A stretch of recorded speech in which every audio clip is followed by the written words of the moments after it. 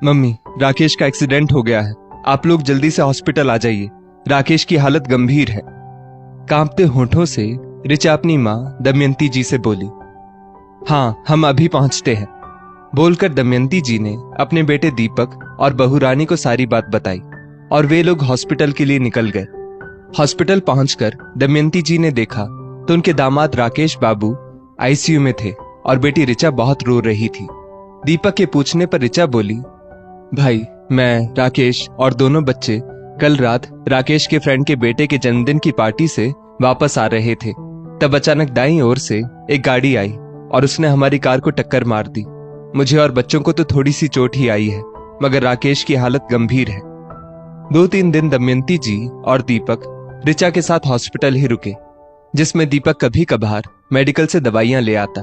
फिर दीपक को भी ऑफिस जाना था तो वो हॉस्पिटल से घर चला आया और ऋचा के पिता भी एक पांव से अपाहिज थे, तो दमयंती जी भी ऋचा से दामाद जी का ध्यान रखने का बोल घर चली आई। करीबन 6 दिन बाद आज राकेश को होश आया था और उसे घर वालों से मिलने की इजाजत दी गई थी। राकेश को होश में देखकर ऋचा की जान में जान आई, मगर डॉक्टर के कहे मुताबिक अभी राकेश को 8-10 दिन और हॉस्पिटल में रहना था। राकेश के ऑफिस से उसके बॉस उससे मिलने हॉस्पिटल आए और ऋचा को 2 लाख रुपए देकर चले गए। वैसे ऋचा अब तक राकेश की सेविंग्स के 4 लाख रुपए और खुद के गहने बेचकर आए पैसे हॉस्पिटल में भर चुकी थी। राकेश के दोस्तों ने भी 2 लाख रुपए का जुगाड़ कर ऋचा की मदद की थी। आज राकेश के बॉस ने भी 2 लाख रुपए दिए थे। अब हॉस्पिटल में जमा करने के लिए ऋचा को 3 लाख रुपयों की और जरूरत थी। दरअसल राकेश की हेल्थ इंश्योरेंस अभी 4 दिन पहले ही खत्म हुई थी, जिसे राकेश रिन्यूअल करवाने ही वाला था, मगर बीच में ऑफिस के काम से उसे बाहर जाना पड़ा, जिस वजह से वो हेल्थ इंश्योरेंस रिन्यू नहीं करवा पाया और उसके साथ अकस्मात इतना बड़ा हादसा घट गया।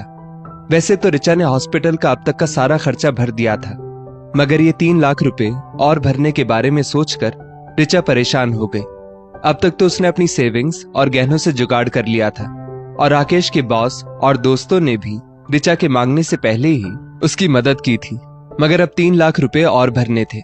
ऋचा को अपने मायके की याद आ गई। वो अपने मायके पहुंची और उसने अपने पापा से 3 लाख रुपए मांगे। पिता गिरधारी लाल जी एक पांव से वैसे भी असहाय थे। उनकी महीने की पेंशन भी उनके बेटे के हाथ में चली जाती थी। वे बोले, बेटा, इस मामले में शायद दीपक ही तेरी कुछ मदद कर पाए। ऋचा अपनी मां दमयंती जी से बोली, मां, सिर्फ 3 लाख रुपयों की बात है, फिर राकेश को हॉस्पिटल से छुट्टी मिल जाएगी। आप बात करिए ना भैया से, सिर्फ 3 लाख रुपए चाहिए। दमयंती जी बोली, ऋचा, मैं तो कहती हूँ तुझे ये पैसे तेरे ससुराल वालों से मांगने चाहिए। आखिर राकेश जी उनके इकलौते बेटे हैं और यदि तेरे ससुराल वाले पैसे देने से इनकार करे तो केस ठोक देना उन पर। और हाँ, गहने तो तूने बेच दिए, मगर अब अपना फ्लैट बेचने की गलती मत करना। और रही बात दीपक से पैसे लेने की, तो बेटा, दीपक कहां से पैसे देगा? अभी उसे भी आर्थिक तंगी चल रही है। तूने देखा नहीं हॉस्पिटल में भी कैसे तेरा भाई भाग भाग कर जमाई बाबू के लिए दवाइयां ला रहा था। ये सब सुनकर ऋचा की भाभी रानी रसोई से आकर बोली, ऋचा दीदी, 100 आने सही बात कह रही हैं सासू मां। दीपक पर भी अभी बहुत बोझ है जिम्मेदारियों का।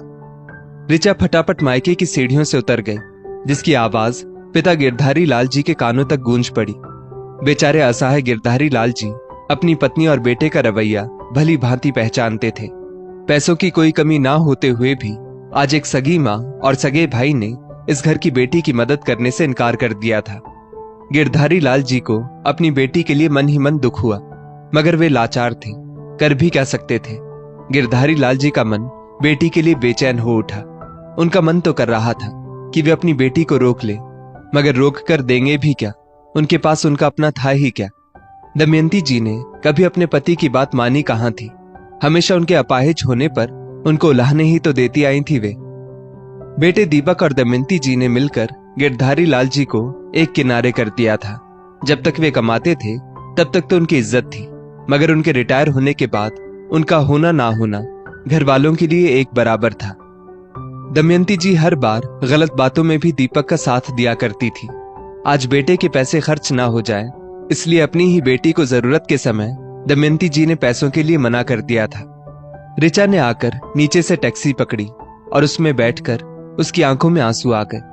जिस माँ और भाई भाभी के कहे अनुसार ऋचा अब तक चलती आई थी, आज उन्हीं लोगों ने ऋचा की मदद करने से इनकार कर दिया था। ऋचा अच्छे से जानती थी कि उसके मायके में पैसों की कोई कमी नहीं है और सिर्फ 2-3 बार मेडिकल से दवाई ले आना क्या एक भाई का अपनी बहन के प्रति इतना ही फर्ज होता है, जो आज उसे गिनाया जा रहा था।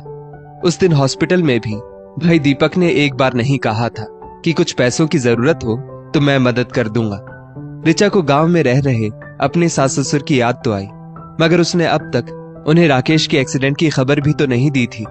उसे वो दिन याद आ गए जब उसने राकेश की पत्नी बन ससुराल की चौखट पर अपने कदम रखे थे। ऋचा ने शादी के बाद कभी अपने सास ससुर को इज्जत नहीं दी, क्योंकि वे दोनों गांव से थे। राकेश यहाँ शहर में नौकरी करता था, जहां उसे ऋचा से प्यार हुआ और उसने ऋचा से शादी करने का मन बना लिया। मगर राकेश ने अपनी शादी के बाद अपने माता पिता को भी हमेशा के लिए यहाँ अपने पास शहर बुला लिया था, जो बात ऋचा को बिल्कुल अच्छी नहीं लगी थी। ऋचा ने अपने सास ससुर को हर पल नीचा दिखाया, जिसमें उसकी माँ ने उसका बखूबी साथ दिया। दमयंती जी हमेशा ऋचा को यही पट्टी पढ़ाती कि बेटा, उन लोगों को क्या जरूरत है तुम्हारे साथ रहने की, जाकर रहे अपने गांव में, वहां उनका खेती बाड़ी का व्यवसाय है, उन्हें वही संभालना चाहिए। जाने तू कैसे रहती होगी इन देहाती लोगों के साथ। ऋचा भी तो कहां रहना चाहती थी, गांव के इन सीधे सादे लोगों के साथ, और ऐसे में दमयंती जी ने उसे अपने सास ससुर के खिलाफ और अत्यधिक भड़काया। इसलिए तो ऋचा ने घर में कलह क्लेश शुरू कर दिए थे, जिससे सास ससुर हमेशा के लिए वापस गांव चले गए। ऋचा ने राकेश का भी अपने माता पिता से रिश्ता तुड़वाना चाहा, मगर राकेश ने ऋचा का कहा कभी नहीं माना। वो जान गया था उसके माता पिता को ऋचा कभी अपना नहीं पाएगी, इसलिए इन सभी को साथ में रखना उसके बस में ना था। दमयंती जी ने बेटी ऋचा को हमेशा यही समझाया था कि वो जितना अकेली रहेगी उतना ही वो खुश रहेगी। उतने में टैक्सी ड्राइवर ने टैक्सी रोकते हुए कहा, मैडम, आ गया आपका हॉस्पिटल। ऋचा अपने विचारों से एकदम से बाहर आई और टैक्सी ड्राइवर को पैसे देकर हॉस्पिटल पहुंची। हॉस्पिटल में जाकर देखा तो राकेश दोनों बच्चों के साथ बातें कर रहे थे। बच्चे बोल रहे थे, पापा आप जल्दी ठीक हो जाइए, आप घर कब आएंगे? राकेश बोला, बस बेटा, जल्दी ही हम सभी घर चलेंगे। राकेश ऋचा को देखते ही बोला, ऋचा, तुमने मेरे मम्मी पापा को मेरे एक्सीडेंट की खबर दी या नहीं? ऋचा बोली, कहीं उन्हें इस उम्र में कोई झटका ना लग जाए, इसलिए मैं खुद गांव जाकर उन्हें यहां लाना चाहती हूं। मैं जानती हूं आप अपने मम्मी पापा को याद कर रहे हैं, आपकी हालत में अभी काफी सुधार है, इसलिए मैं खुद जाकर आपके माता पिता को यहां लेकर आऊंगी, आप चिंता मत करिए। राकेश बोला, मगर यहां से तुम्हें हमारे गांव जाने में 5 घंटे लग जाएंगे ऋचा, और तब तक बच्चे कहां रहेंगे?